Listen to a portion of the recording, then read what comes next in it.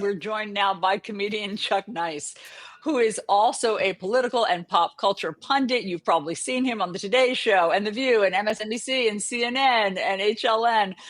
Chuck, thanks so much for being here. We've really been looking forward to talking to you. What's your reaction to Jimmy Kimmel now being sidelined?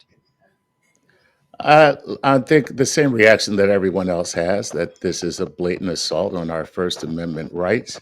Everybody thinks cancel culture, which, by the way, is an overblown, panic ridden ploy by certain people so that they can carry out an agenda, is not something that the government can get involved in. People can cancel if you want to say I'm not going to buy that because I don't like this company's stance on this. I'm not going to support this comedian or go see them, buy their records or watch their films or their television shows because I don't like their comedy. That's cancel culture. This, when the government does it, is an attack on the First Amendment. It's an infringement upon our free speech rights. I feel like I should throw a joke in here at some point because I've just been saying serious stuff all this time. It's really messing with my brain. But that's I think what everybody is feeling is the shock of the government exercising power in this way. It's never been done before, not to this level, and not so openly, which is what this administration does. It says, "Well, I'm doing it out in the open, therefore it can't be wrong. You're watching me do it." Because it can't be wrong if you're watching me do it, and that's unfortunately what's happening here. Yeah, John Fugelsang joined us yesterday, and he made a really interesting point. He said even Richard Nixon poked fun at himself for being skewered by comedians. Richard Nixon, the most paranoid president in our country's history prior to what we're experiencing now. Chuck, what's your reaction to the president saying on Air Force One? Party, though.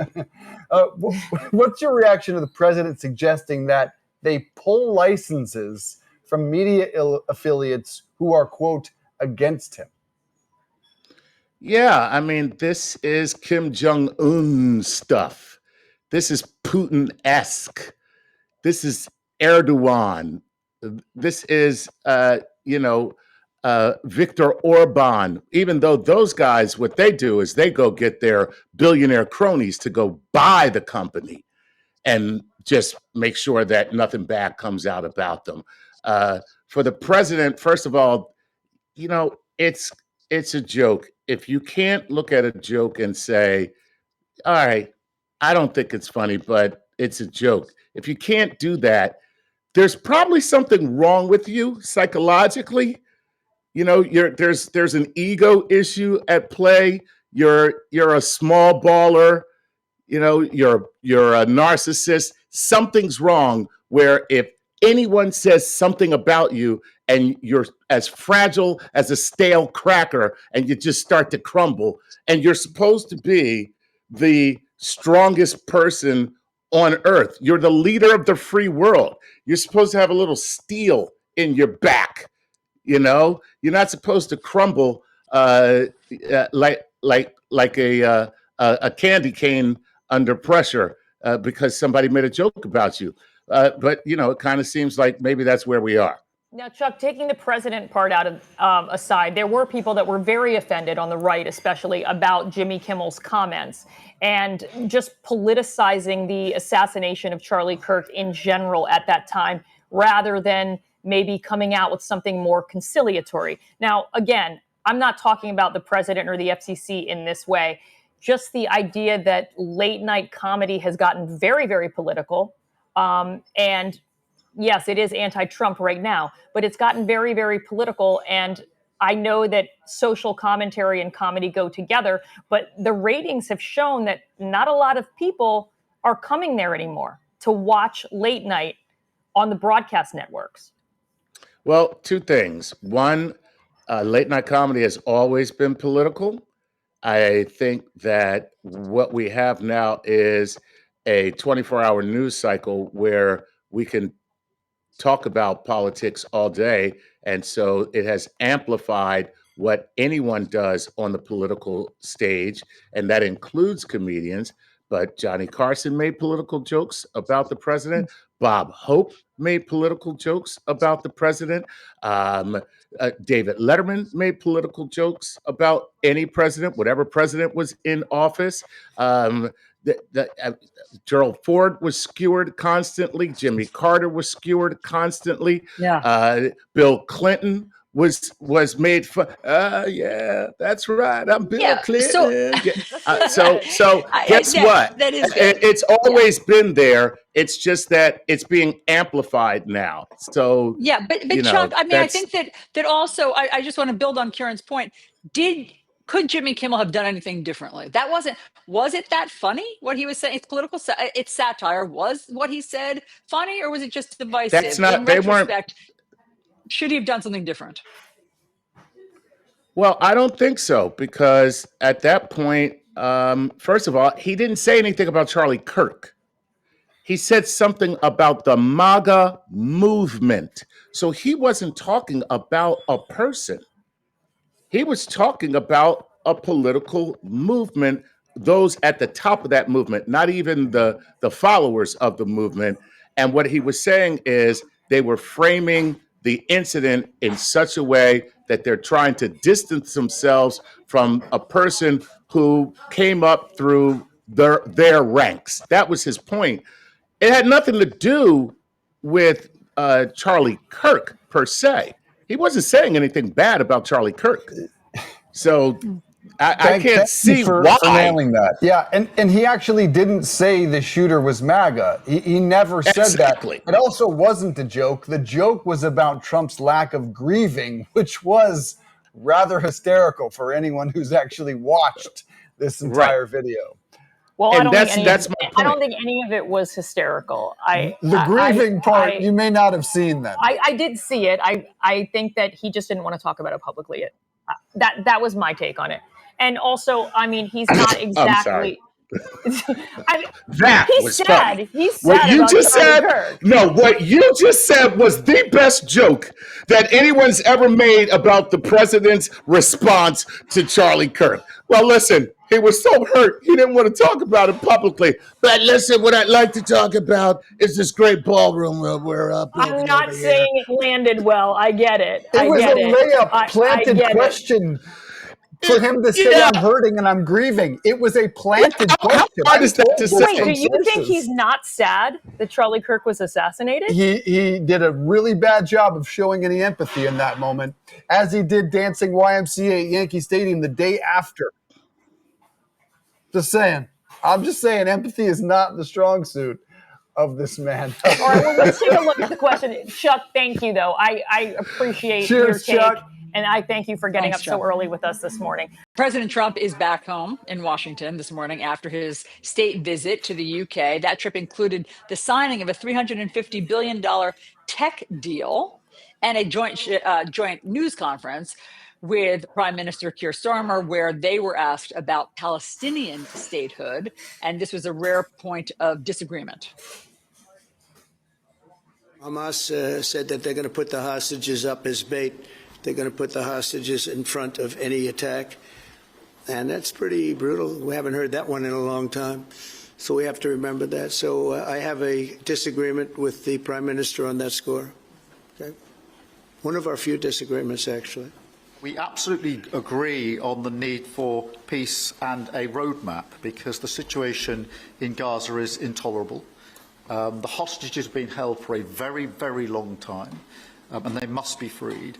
And we need aid to get into Gaza at speed. And so it's within that context of a plan for peace, which we're working hard on, which not only did we discuss this morning, but our two teams have been working together on, that the question of recognition needs to be seen. And so it's part of that overall package which hopefully takes us from the appalling situation we're in now to the outcome of a safe and secure Israel, which we do not have, and a viable Palestinian state.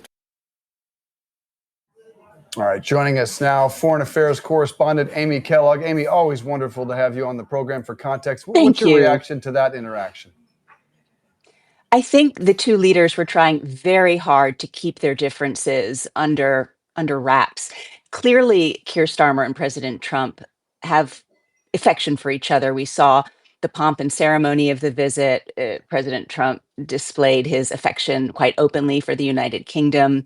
But I think what was stark and revealing in that press conference was the fact that President Trump refused to address the issue of the suffering of the Palestinian people. And that is something that the United Kingdom has been very vocal about, with the foreign secretary calling the Gaza City invasion appalling and reckless. And President Trump just kept going back to the evil of Hamas, which everyone agrees is a fair point, and nobody on the UK side is dismissing the gravity and the horror that was October 7th. But I think at this point, President Trump was certainly unwilling to go where the journalists wanted to take him at that press conference, which was to address the fact that 60,000 Palestinians have been killed, and the conditions in Gaza are absolutely appalling.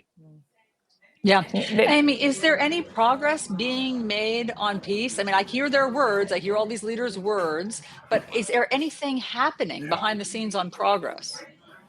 Yeah, and one of the questions that I think is very relevant is recognizing a Palestinian state in some way rewarding Hamas's behavior.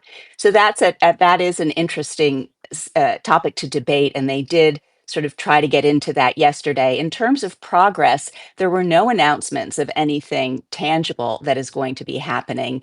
So for now, it feels like rhetoric, though there may be something going on deeply behind the scenes.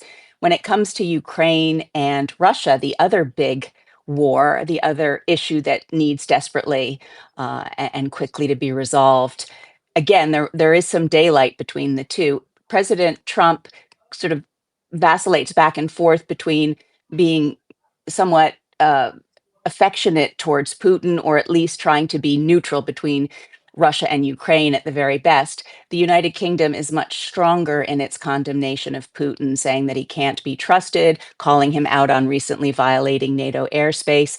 Trump just says, he's let me down. Trump did say yesterday, and this is something that is a relatively new proposal, which is that the US will put harsher sanctions on Russia if Europe stops buying Russian oil. And that is a fair point, because billions of dollars are still flowing to Russia from Europe and Turkey in terms of energy costs. But I think that the issue that a lot of people in Europe have is that it's taking an awful long time for this punishment to come forward. You know that he's been talking about, if there's no ceasefire, it's going to be really bad for Putin. And so far, it seems to be a can that is kicked down the road. Yeah, absolutely. Amy, I wanted to ask you about the areas where they agreed. It seemed like they wanted to show some unity, especially when it came to economic issues. They talked about signing a $350 billion tech prosperity deal. Tell us about that. Yeah, well, it's largely the AI and tech companies investing in the United Kingdom, but Keir Starmer, the Prime Minister, is very excited about it because he said it will mean jobs for British workers. Apparently, after the sort of pomp and ceremony of the announcement itself, which is an awful lot of money, there were, spin doctors going at full tilt last night, saying, with one from an opposing political party to Trump, I should say, it's more on the sort of center left camp in the United Kingdom, a former deputy prime minister and former executive at Meta, saying that this investment into the UK of American technology firms makes the UK a sort of technology vassal state. In other words, it is US know-how going into the UK, which could potentially block the development of the UK's indigenous AI, for example, development. But at the end of the day, I think what is important is that in this race towards newer and better technology, free countries, democracies are leading the race in terms of development and innovation. Man, it is complicated. Amy, thank you so much for explaining all of that and giving us the context.